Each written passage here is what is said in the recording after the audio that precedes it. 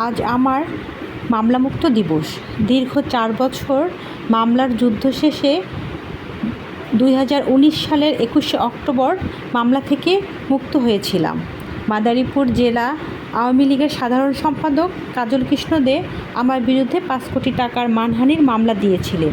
সাথে ছিলেন আওয়ামী লীগের মাদারীপুর জেলার সভাপতি শাহাবুদ্দিন মোল্লা। 2016 সালের ঘটনা। তখন আমি কালের কণ্ঠে কাজ করতাম। ওই সময় সারা বাংলাদেশের জেলা আওয়ামী লীগের সভাপতি ও সাধারণ সম্পাদকদের বিভিন্ন দুর্নীতি নিয়ে নিউজ করেছিলেন কালের কণ্ঠের স্টাফ রিপোর্টার হায়দার আলী ও তৈমুল তুষার ভাইয়া। আমি মাদারীপুর থেকে তথ্য দিয়েছিলাম। এই নিউজ ছাপার পরে ওই মামলাটি হয়েছিল।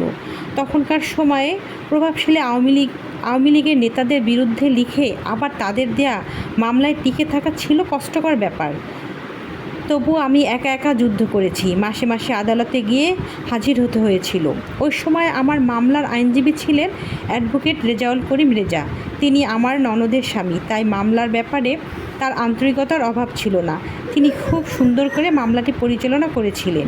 এই মামলার একবারই ঢাকা থেকে কালের কণ্ঠের সম্পাদক এমদাদুল হক মিলন, স্টাফ রিপোর্টার হায়দার আলী ও তৈমুল তুষার ভাইয়া মাদারীপুরে এসেছিলেন। সেদিন পুরো আদালত প্রাঙ্গণ জুড়ে ছিল পুলিশ পাহারায় আমরা সবাই আদালতে হাজির হলাম। তবে সেদিনের অনুভূতিটা ছিল অন্যরকম।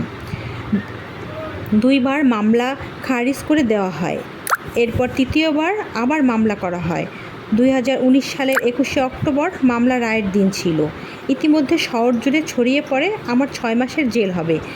আমিও মানসিকভাবে প্রস্তুত ছিলাম। সত্য লিখে যদি জেল হয় তাহলে জেলে যাব, তাতে আমার কোনো আপত্তি নেই। আমার হাজব্যান্ড রাজন মাহমুদেরও মানসিকভাবে প্রস্তুত ছিলেন। এদিকে আদালত প্রাঙ্গণ জুড়ে আমার সহকর্মী বন্ধুরা অপেক্ষা করছিলেন। আমি ও বাদী কাজল কৃষ্ণ দে ভিতরে ছিলাম। অবশেষে মামলাটি খালাস করে দেওয়া হলো।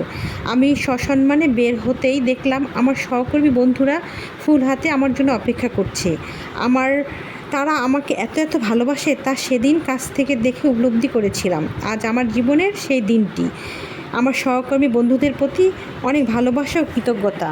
তারা আমাকে এত ভালোবাসে, এই দিনটি না আসলে আমি কখনই বুঝতে পারতাম না।